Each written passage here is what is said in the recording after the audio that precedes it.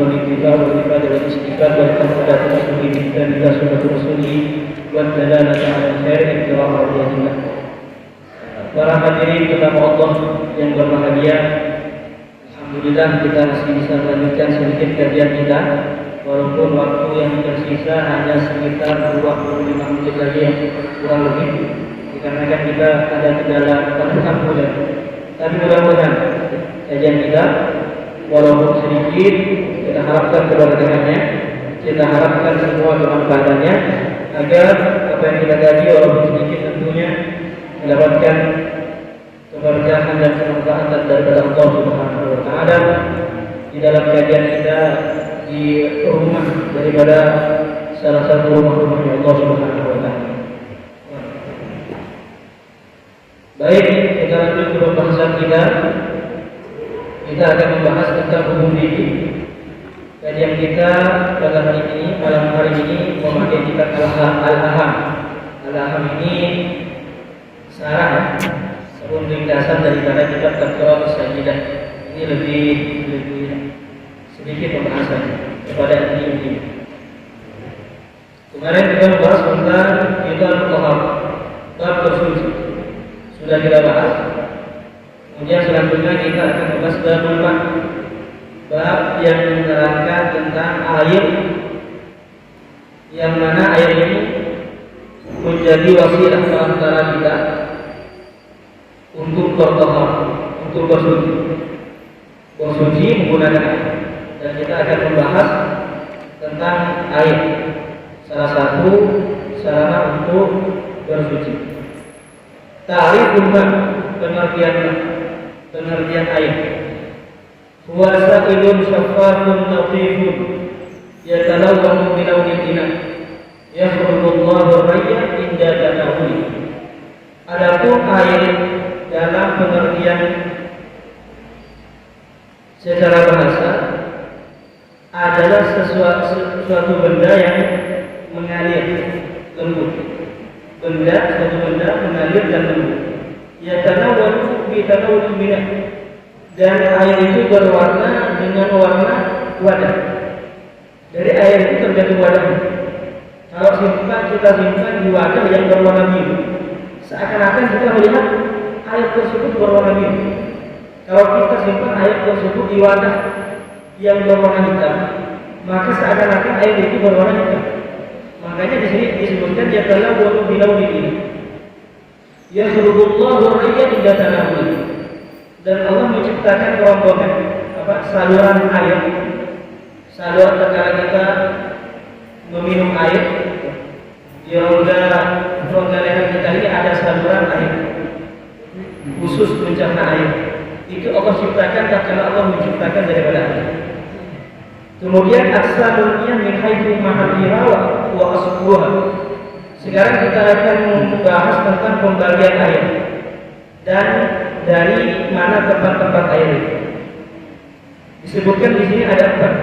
Air yang bisa disucikan dan bisa untuk dibuat bersuci itu ada 3. Salah satu minas sama, 3 dari langit, wa arba'atun minal ardi, dan 4 dari bumi. Jadi air yang bisa kita gunakan untuk bersuci itu ada 7 kesemuanya. Yang 3 air tersebut datangnya dari langit, yang 4 keluarnya dari bumi. Adapun air yang turun daripada langit itu ada 3. Yang pertama ma'ul matar, air hujan. Air hujan bisa kita gunakan untuk bersuci, terlepas dari segala apa macam bentuknya. Misal, kalau ada air hujan ternyata yang jatuh air tersebut berwarna putih seperti putihnya susu, tetap kita hukumi suci. Ataupun berwarna merah sekalipun, tetap kita hukumi suci selama air tersebut turun dari langit. Turun dari langit maksudnya bukan turun dari seng, beda. Air turun dari langit sehingga turun ke seng, kemudian turun ke bawah, berubah warnanya. Itu masih ada pertanyaan-pertanyaan di sini. Berubahnya karena apa? Mungkin karena stok cat, mungkin karena stok najis, kotoran yang berada di seng tersebut. Tapi ini enggak. Air yang murni benar-benar jatuh langsung dari langit. Kemudian ma'ul thalaj, Ma'ul barad, air salju dan air es. Ini kesemuanya turun dari langit. Ini kalau di Indonesia air salju ini tidak kita dapatkan. Tapi kalau untuk daerah-daerah yang turun salju, tentu ini bisa tidak digunakan. Air salju atau air dingin. Kemudian yang keempat dari langit, wahya ma'ul bahar, air laut. Air laut bisa kita gunakan untuk bersuci. Wal bi'ir, dan air sumur. Wal nahar, dan air sungai. Wal ain, dan sumber air. Jadi kalau kita berwudu pakai air laut, walaupun rasanya asin, itu tetap bisa kita menggunakan air. Wa ma'ul bi'ir, air sumur yang kita gali tanahnya kemudian mengeluarkan air, itu juga bisa kita gunakan untuk bersuci. Kemudian air sungai, di Pontianak ini banyak sungai, baik sungai yang kecil ataupun sungai yang besar, sama aja. Yang selama sungai tersebut tidak tercemari dalam artian tidak berubah tiga sifatnya. Kalau berubah dari tiga sifatnya, walaupun air itu banyak, maka kita tetap berhukum najis. Karena air yang banyak itu suci, walaupun kejatuhan najis dengan syarat ada mutaghayyir, tidak adanya perubahan.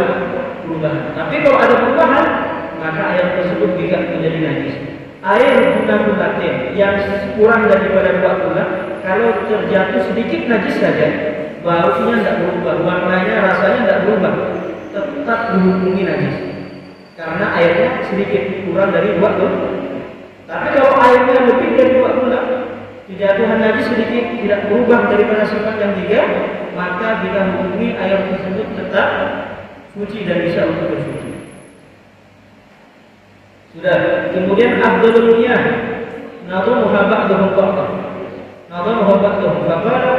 wa afdhalul miyah ma muntaqaba baina asabi'in nabiyyin muqtaba yani hima musajjadin fal kawthari fa di masraf thumma baqiya. Di sini ulama menyebutkan bahwasanya ada beberapa air yang mempunyai keistimewaan tersendiri di sisi Allah Subhanahu wa taala. Air di muka bumi ini ada tingkat-tingkatannya. Dikatakan di sini oleh para ulama, air yang paling afdal, air yang paling utama adalah air yang keluar dari jejemari Rasulullah SAW. Itu yang pertama. Rasulullah SAW pernah suatu ketika beliau mengeluarkan mukjizatnya. Apa mukjizat yang beliau keluarkan? Yakni dengan cara mengeluarkan air daripada sela-sela jejemari. Maka kata ulama, air yang keluar dari jejemari Rasulullah, dari sela-sela jejemari Rasulullah, itu termasuk daripada afdhalul miyah. Bahkan air yang paling afdal nomor pertama. Kemudian yang kedua adalah ma'u Zamzam, air Zamzam, termasuk daripada air yang afdal setelah air yang keluar dari jejemari Rasulullah. Kemudian ma'ul Kautsar, telaga Kautsar. Di mana letaknya telaga Kautsar ini? Kautsar letaknya di surga. Sekarang kita bertanya, kalau air Kautsar, ma'ul Kautsar ini berada di surga, sedangkan ma'ul Zamzam ini berada di dunia, mengapa kok bisa lebih afdal air Zamzam daripada ma'ul Kautsar? Dijawab oleh para ulama, air Zamzam ini mendapatkan keistimewaan menjadi air yang sempurna, menjadi air yang afdal, bahkan melebihi daripada ma'ul Kautsar yang berada di surga posisinya. Kenapa? Karena air Zamzam ini adalah air yang dipergunakan oleh para malaikat yang Allah, di antaranya malaikat Jibril, untuk membasuh daripada sadrul Nabi sallallahu alaihi wasallam, hati Nabi sallallahu alaihi wasallam. Jadi Nabi sallallahu alaihi wasallam itu pernah dibelah hati, dibelah dadanya, diambil hatinya untuk disucikan. Tapi bukan berarti hati beliau tidak suci. Seperti yang dikatakan oleh Al-Habib Muhammad Al-Habsyi, Pak Habib Al-Habsyi Al-Habib Ali bin Muhammad Al-Habsyi yang mengarang Maulid Simtudurar. Beliau mengatakan bukan berarti hati Rasulullah tidak bersih. tapi roti Rasulullah itu sudah bersih, tapi dibersihkan lagi biar tidak bersih. Dan bersih di atas bersih. Rasulullah itu pernah dibelah dadanya sebanyak 4 kali kata ulama. Disebutkan di dalam kitab Tafsir Al-Jalalain yang dikarang oleh Imam As-Suyuti dan Imam Jalaluddin Al-Mahalli. Disebutkan di dalam yang pertama kali Rasulullah dibelah dadanya pertama kali waktu beliau berusia 3 sampai 4 tahun. Antara 3 tahun sampai 4 tahun. Ketika beliau masih dalam keadaan diasuh oleh ibu rodok beliau, Sayyidatuna Halimah As-Sa'diyah, ibu rodoknya Rasul sallallahu alaihi wasallam. Dan kalau beliau berusia 3 sampai 4 tahun, beliau dibelah dadanya. Kemudian yang kedua, waktu beliau umur 10 tahun. Dan kalau beliau masuki usia pada umur 10 tahun. Kemudian yang ketiga, tatkala beliau diangkat menjadi nabi, Indal Bi'tsah, ketika beliau diangkat menjadi nabi atau rasul. Kemudian yang keempat dan terakhir, Indal Isra, ketika Isra Mi'raj. Itu yang dikatakan oleh Imam Jalaluddin As-Suyuti dan Imam Al-Jalaluddin Al-Mahalli, bahwasanya 4 kali Rasulullah SAW pernah satu dibelah dada untuk disucikan oleh Allah Subhanahu wa taala. Kemudian final Misra, kemudian air yang ada di Mesir, Sungai Nil. Kita kenal semua sungai terpanjang di seluruh dunia, itu namanya Sungai Nil. Itu termasuk sungai yang mulia keempat setelah Ma'ul Kautsar, setelah telaga Kautsar yang ada di surganya Allah Subhanahu wa taala. Jadi kalau ditanya apa aja air yang afdal, apa aja air yang mulia, jawabannya ada. Yang pertama air yang keluar dari sela-sela jemaah Rasulullah, kemudian Ma'ul Zamzam, air Zamzam, kemudian yang ketiga air Kautsar yang berada di surga, kemudian adalah Sungai Nil yang ada di Mesir. Sekarang kita akan membahas aqsamul miyah, pembagian air min haythu hukum, dari segi hukumnya. Wa ma'nal mutlaq, air mutlaqun 'anil qaidil lazim indal adam bi halihi min ahli al-urfi wal lisan. Akhani at-tahara fi nafsihi ghairu mutahhir li ghairihi wa minhu musta'mal. Yang pertama membahas tentang ma'ul mutlaq. Kemudian yang kedua membahas tentang ma'ul tahir, tahir fi nafsihi ghairu mutahhir li ghairihi, suci tapi tidak bisa untuk menyucikan. Kemudian yang ketiga ma'ul najis sebagai mutanajis, air najis atau air yang terkena najis. Ini yang akan kita bahas. Yang pertama kita bahas tentang at-tahar fi nafsi al-mutahhar lil ghairi, suci dan bisa menyucikan. Airnya suci dan bisa untuk dibuat bersuci.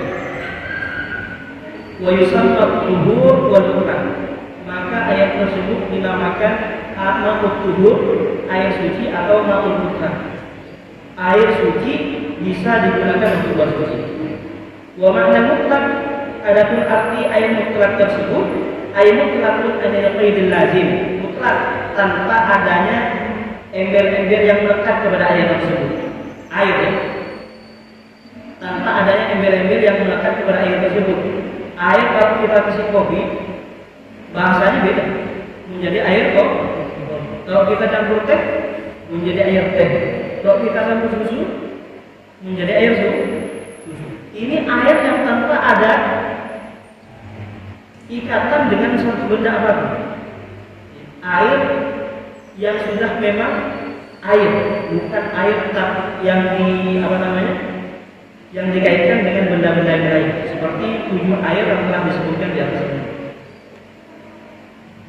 Kemudian yang kedua, at-tahiru fi nafsihi ghairu mutahhir li ghairihi, suci tapi tidak bisa untuk menyucikan. Apa itu minhu al-musta'mal? Adalah air musta'mal. Apa itu air musta'mal? Mastukmila fi fardhu taharah, air yang digunakan untuk fardhu taharah. Contoh, kita berwudu itu wajib memasuk mukanya berapa kali? Yang wajib hanya 1 kali. Untuk kedua kalinya 3 kali itu hukumnya sunnah, bukan wajib. kita itu membasuh muka yang wajib 1 kali selama pembasuhannya sudah sesuai dengan syariat, yakni dari tubuhnya lalu sampai ke bawah apa namanya dagu ya, itu harus, dan sampai kuping, nah pembatasan kuping. Bahkan ulama ada mengatakan kuping termasuk daripada muka. Jadi kalau kita mau keluar daripada khilaf, maka lebih baik kita basuh juga kuping. Air yang kita gunakan untuk yang pertama kali kemudian menetes ke bawah, itu airnya namanya ma'ul musta'mal. Itu sudah tidak bisa lagi untuk digunakan untuk pertama. Kita mengambil air berwudu untuk basuhan yang pertama, kemudian air tersebut jatuh. Kalau jatuh kepada wadah, maka wadah itu bisa menjadi ma'ul musta'mal. Kalau kurang dari 2 jangan dipakai lagi, sudah tidak bisa itu. Air musta'mal bukan ma'ul mutlak lagi, tapi ma'ul musta'mal. Begitu juga tatkala kita membasuh tangan kita pada basuhan pertama. Kalau ada air yang jatuh 1 tetes pun, maka itu hukumnya ma'ul musta'mal, tidak bisa digunakan. Tapi basuhan yang kedua, ketiga, kalau ada jatuhan, itu bukan namanya ma'ul musta'mal. Kenapa? Digunakan bukan untuk perkara yang wajib, tapi digunakan untuk perkara yang sunnah. Wajibnya kita membasuh muka, tangan, mengusap sebagian rambut, membasuh kaki, itu wajibnya 1 kali basuhan. Yang kedua, ketiga itu hukumnya sunnah. Kalau sunnah kita tinggalkan aja, tidak. Kita mengetahui sunnah bukan untuk ditinggalkan, tapi untuk diamalkan. Karena kita mencari pahala di sisi Allah Subhanahu wa taala. Kemudian yang ketiga, al-ma'un najis wal mutanajjis. Air najis atau air mutanajjis. Wa huwa alladhi najasun min najasin fi. Air mutanajjis ini air yang kejatuhan najis. Kalau ada air wadah kemudian dijatuhi najis, maka hukum air tersebut dihukumi najis kalau kurang dari 2 tulah. Kalau kurang dari 2 tulah kejatuhan najis, maka hukumnya menjadi najis walaupun sifat yang 3 tidak berubah. Beda halnya kalau airnya kulatain 2 tulah atau lebih maka syaratnya yang 3 harus ada di air. Berubah warnanya, bau atau rasanya. Itu kalau kita mau membedakan antara ma'ul qalil, air sedikit, atau ma'ul katsir atau air banyak. Kemudian halah hukumin najasah fil ma'. Keadaan najis yang jatuh kepada air. Ini ada 2 keadaan. Kita bahas seperti yang Anda bilang tadi. Idza kana ma'ul qalil duna kullatin, yatanajjasu mutlaqan bi mujarradi wuqu'in najasah fihi wa illam yataghayyar. Kalau air tersebut sedikit di sini hitungannya duna-dunaten, kurang dari 2 bulan, maka air tersebut mutlak langsung dijadikan air mutanajjis walaupun sifat yang 3 tidak berubah. Sama seperti yang dijelaskan tadi. Kemudian yang kedua, idza kana ma'u katsiran, kalau airnya banyak, kullataini fa aktsar, 2 bulan atau lebih, fala yatanajjasu illa idza taghayyara lawnuhu aw ta'muhu aw ghayruhu walau taghayyaran yasir. Kalau airnya 20 atau lebih, maka tidak bisa dihukumi najis kalau 3 sifatnya tidak berubah. Tapi kalau 3 sifatnya berubah, rasanya berubah, baunya berubah, warnanya berubah, walau taghayyara yasiran, kata ulama, walaupun perubahannya sedikit. Yang tadi airnya putih menjadi agak kuning-kuningan, kita hukumi najis. Atau rasanya yang tawar menjadi agak asin, kita hukumi najis. Atau baunya yang asalnya tawar, tidak ada baunya, biasa, tidak ada, tapi ada kayak bau kecut-kecutnya, atau tergantung najis tersebut, maka kita hukumi najis. Walaupun kata adapun 2 bulan merupakan secara bahasa, wasyar'an secara istilah, ma wasluhu khamsina ruknin baghdadiyyin aw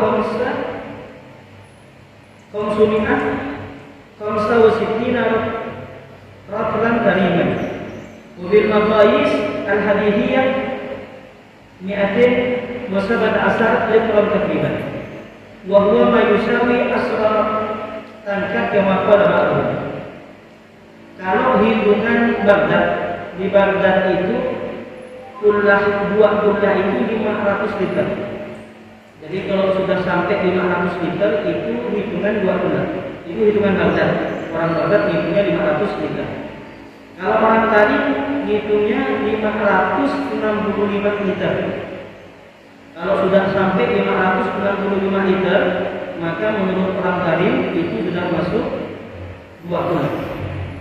Tapi kalau secara keseluruhan umum itu 217 liter perkiraan.